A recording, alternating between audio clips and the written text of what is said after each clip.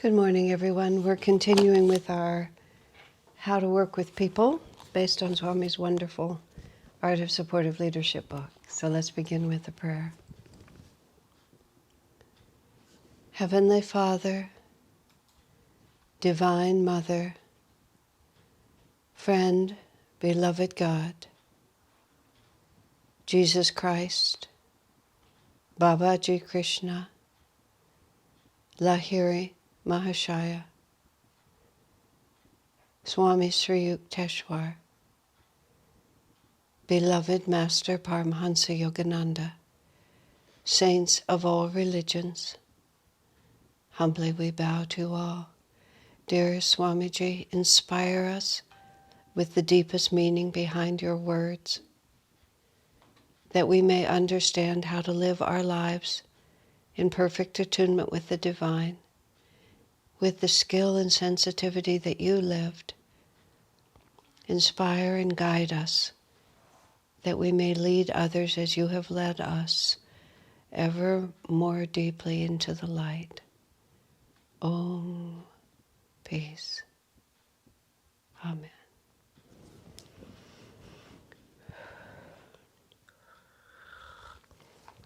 Okay, so we're starting a new chapter, which is chapter 4 of this book. And it's called Leadership Means Setting Aside Personal Desires. It's not as if we haven't heard this concept already, but now we're going to work on it a little more specifically. I'm going to read, probably just without comment, a couple of pages, because Swami has a very lovely explanation here. Have you ever imagined yourself as a person of limitless power, perhaps as the king or queen or president of a large country, or as the chairman of the board of some international corporation? If so, how have you pictured yourself? Have you seen yourself as someone finally in a position to get everything he ever wanted? Such is the popular view of leadership. You know, it's very interesting now, of course, I am commenting. It's very interesting how many of the images and expectations we hold of life are not actually based on any real intelligent understanding of what we're dealing with, but are just some image that we formed somewhere in the context of marriage and romantic relationships. I used to do a lot of that kind of counseling, and I was very impressed by the fact that the source of so many people's understanding, so to speak, was television, movies, novels, romantic music. I'm not sure what other things I could add right now, but there were certainly those four things. And what was significant about those sources is that they were all fiction. They weren't documentaries, they weren't training courses, they weren't coaching cycles. They were fictional accounts created to get a certain effect out of people. And then widespread, and I'm talking a lot in the USA, although culture is becoming global now. But, and then people would run their lives by trying to match it to a fictional account. And then when their own life didn't match the fictional account, they would sort of abandon their own life in order to follow the next fictional account. And this, in a much earlier series I was doing about money magnetism, Swami had the phrase, muddy thinking and feeling leads to chaos. And just lack of crystal clarity in really knowing what we're thinking and why we're thinking it. So Swami starts right here, and he says, have you ever imagined yourself being in such a position? How do you feel? What kind of a self-image do you project into that daydream or that visualization? Because that is the real question. For people who are in positions of leadership, too often they're acting out some imaginary idea of what that is, either from fictional accounts, from just wishful thinking, from just plain old muddy thinking. This is especially true in our world at this time, where we're so confused on so many fundamental issues as a culture. Because we're coming out of Kali Yuga, we're moving into Dwapara, but we're not fully into Dwapara, and even more importantly, the youth is not being trained. When I was talking to Swamiji once about the chaos that existed in family life right now, and the number of divorces and the children being raised in split and confused families. Now, bear in mind, I don't think just rigidly adhering to form and having everything be stable, but there's no deep fulfillment in it. Swamiji remarked once, he said, for a couple merely to stay together throughout their lifetime does not necessarily represent a spiritual victory, meaning they may not be growing, they may not be honoring truth. Many things could be wrong. So it's not the form that I'm trying to get back. We're trying to get back into real truth. But when Swamiji was talking about this, we were both lamenting the chaos that exists.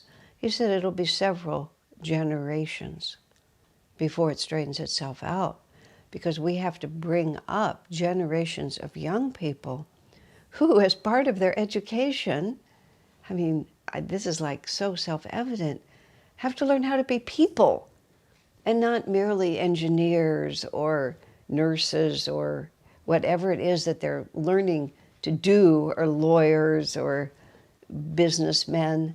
They'll have to learn how to be people, how to love each other, how to have self-control, how to understand what true values are, how to know where happiness is coming from. And you can't just sort of, what happens now is people are just thrown out into adulthood. Often, the more privileged they are, often the more stilted their upbringing is in terms of the deeper issues that actually result in happiness. And we're trying to figure it out as adults, which is why Swami wrote this book, which is why Swami Kriyananda incarnated, which is why Ananda exists. We're trying to help ourselves and each other understand where true happiness comes from and what really causes suffering. We're trying to get out of the chaos that is because of all the muddy thinking. But it will take several generations, because we have to raise up a whole new culture that isn't there yet. And it's not being raised up properly yet. We'll see. We'll see from the astral world rather than from here, but the divine is in charge. So, have you seen yourself as someone finally in a position to get everything he ever wanted? Such is the popular view of leadership. People look not so much to the responsibilities of leadership as to its privileges. Well, there you have the difference, don't you? Responsibility is what can I give? Privilege is what can I get? And we're always thinking about getting to the point, we collectively, always thinking about getting into a position where I can get more of what I want. We rarely think of getting into a position where I can give even more. Indeed, the pages of history are fairly littered with examples of people highly placed who took advantage of the trust that had been placed in them. There it is. You're trusted with authority. You're trusted with responsibility. But instead of selflessly fulfilling it, we use the opportunity to take for ourselves.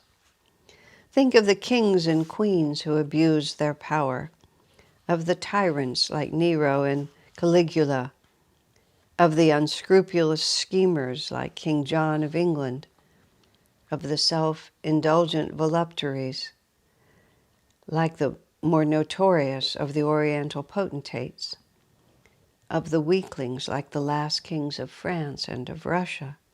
Such monarchs were never prone to give first, or indeed any consideration to the public weal. course, by the most extreme examples we see, but every example moving in that direction betrays, to the extent you are able, the same trust. Nor are examples lacking in modern leadership. People who have taken advantage of their positions of high trust to gratify their own selfish desires. Leaving aside the numerous dictators and their quenchless demand for wealth, pleasure, and life and death power over others, there are countless other cases of people in more run-of-the-mill positions, such as in business or politics, who seem to have defined leadership purely in terms of self-gratification. People who have defined leadership purely in terms of self-gratification. You know, there have been so many scandals in economic hard times that this country, USA, has been through, where companies lay off employees and cut salaries, and the people at the top still take millions of dollars in bonuses and contract promises, and it's just appalling. There's a huge, the internet is constantly repeating, at least my feed is, about some executive in some relatively small company who cut his own salary and raised the salary of all his employees. And the belief was, of course, that his company would fail, but it has flourished.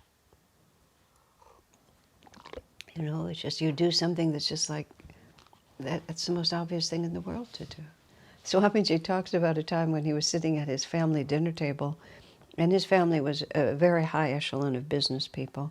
His father was an engineer, but also became an executive in the oil company that he served. This, of course, was at the beginning of the 1900s. His parents lived until 1983. But his father's career was earlier, of course. Now the words were, oh yes. Swami was sitting at the dinner table and saying, it's just hard for me to imagine that people who amass great wealth then just spend it all on themselves. And even his mother, his own mother, who was quite attuned to him, said, well, that's an unusual way to think about it. And Swami thought to himself, what other way is there to think about it? You can amass great wealth that you would not think of, how can I serve? How can I use this money to serve? But it's obvious. What is obvious to some is not obvious to others, and it's not out of any great desire to be a martyr or to show off or anything. It's because one begins to understand that selfishness leads to unhappiness, and the more expansively we identify with a greater reality than just our own little ego and its pleasures, quite simply the happier we'll be. So one does it because this is where happiness comes from. Nevertheless, our thesis is true, and those leaders who reject it are merely false leaders. Theirs is the pride that goes before a fall. The thesis is leadership means setting aside personal desires. It's true, and those who reject it are false leaders. Theirs is the pride that goes before a fall. For the true leader is one who puts his personal wishes not first, but last. Who puts his personal wishes not first, but last. A famous example of such true leadership was Sir Philip Sidney, in 16th century England, who, though himself dying on the battlefield and desperately thirsty from loss of blood, gave his water flask to a dying soldier with the words, "Thy necessity is yet greater than mine." Isn't that an amazing story? Subordinates will often quote their superior's directives in terms of his wishes. They will say, "Mr. Robinson wants us to do so-and-so." In fact, if Mr. Robinson is at all worthy of his position, he will confine his wants, if any, to his private life. When on the job, he will think of it only in terms of what is needed to get the job done well. That was a point of particular frustration for Swami, and I have to confess it's been a point of frustration for me.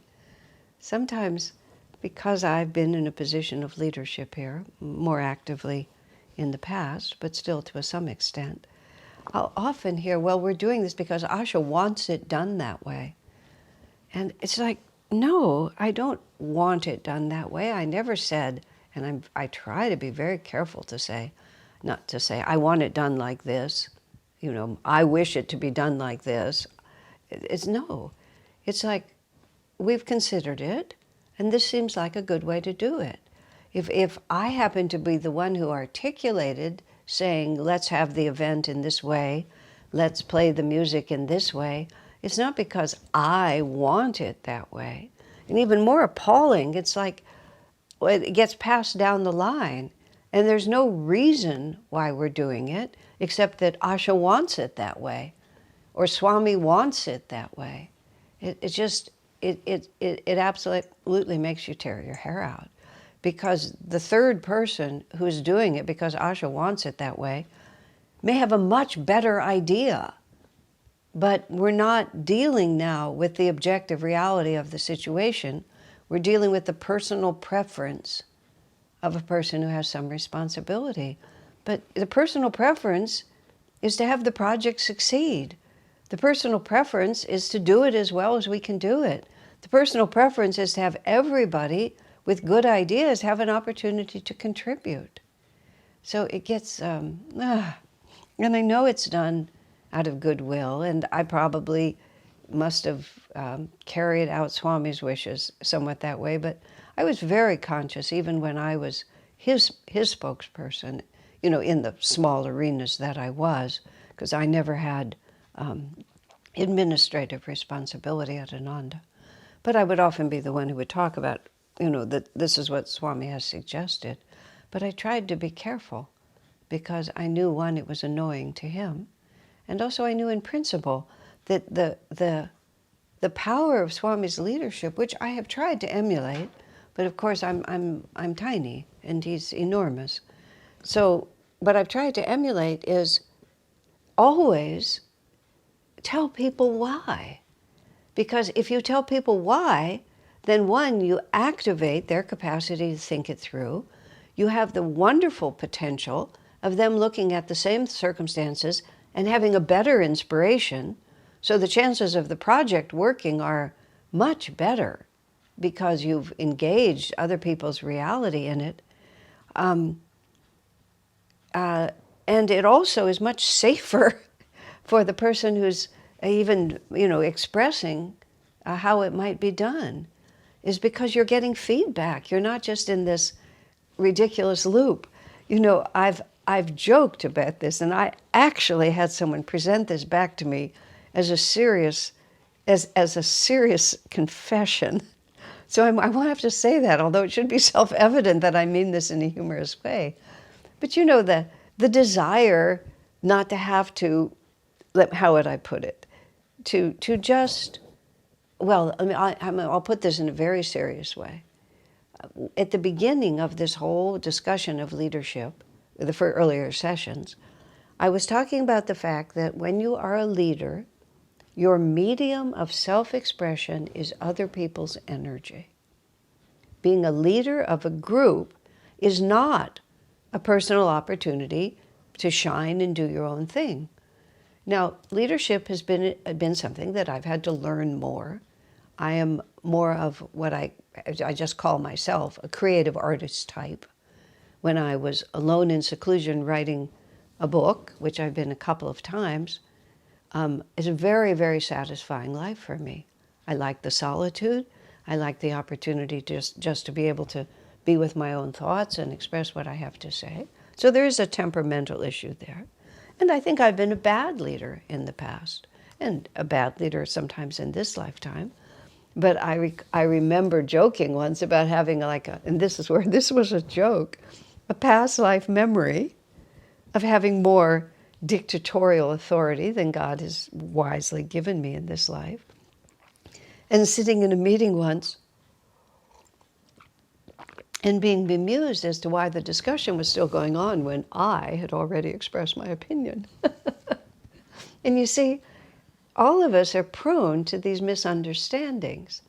And the reason I have told that story multiple times on myself, because I can use myself as an example of the subconscious influences that confuse us. So we, we come into a position of leadership and we have one of these fuzzy imaginary ideas that now that I'm a leader, I can get my way all the time. And, we learn not to be terrible at things because we have been terrible at things and we've suffered the consequences and we've learned. When a friend and I were having a lot of interpersonal disharmony, and both of us had revelations about some of our past life relationships, which were pretty awful. Both of us had behaved in ways that were, well, genuinely appalling is the only way I can put it, really appalling. And it was sort of, the revelations were making us both even more hardened in our positions about how much the other person was wrong. Swami brought us together, and he said, first he confirmed that he felt our past life memories were true. And then he said, but both of you have suffered from the mistakes you made and have changed, and neither of you would ever be capable of behaving that way again. And all of a sudden, what Swami was telling us is that past lives are already finished. And they are not the present, and they are not the future. And sometimes we use, oh, well, this is how I was in the past, this is who you were to me, to justify wrong action now. And what we're doing is we're describing wrong action in the past, and then we're carrying it into the present, which means we're going to guarantee it in the future. Why would we want to do that? Why would we not want to say, let's put that aside? Why would we not want to give each other and ourselves the credit of realizing, but I learned. I did it wrong. I suffered. And now it's going to be different. And insofar as we refer to the past, it's only to separate muddy thinking from clear thinking. So I was amused to realize that there was this subconscious thread in me, because whatever little skill I have in leadership has been hard won in this lifetime, because I was coming out of a whole lot of other realities, and I found myself in this position of leadership, which was not even actually sort of what, it's complicated, but I got sucked into this position when it might not necessarily have been. There were other roads that I could have taken. That's what I'm trying to say. There are other roads I could have taken, and this is the one that I did take. But Swamiji never gave me administrative responsibility, except for this community. But even here, I really functioned more in the role of inspiration than administration, because it's not my destiny. And part of it is I have to learn. I'm going way too far into all of this. This is all because someone took this seriously, and I have to say it one more time. But that was there. It was an influence in my consciousness that as a leader I should get my way. But of course, that's not what I want, and that's not even what I believe, but I could feel it as an influence. Why are they still talking about this? I've expressed it. But yesterday I was talking about how Swamiji would often pull wrong attitudes up and then make fun of them, because then when you bring them up and make fun of them, and in my case, when I make them public, and then when people see me behaving like that, they can tease me out of it, and I can remember just like that, oh yeah, I'm not Marie Antoinette anymore, or whoever else I was, the Mother Superior of the convent where everybody had to do it my way. We're self-realizationists in Swami's wonderful communities. But the feelings arise. Now that I'm the leader, I should have. And this is what Swami said also earlier in this book, that it's a form of arrogance. It's a form of habit. It's a form of efficiency. And he says it's no virtue not to be tempted.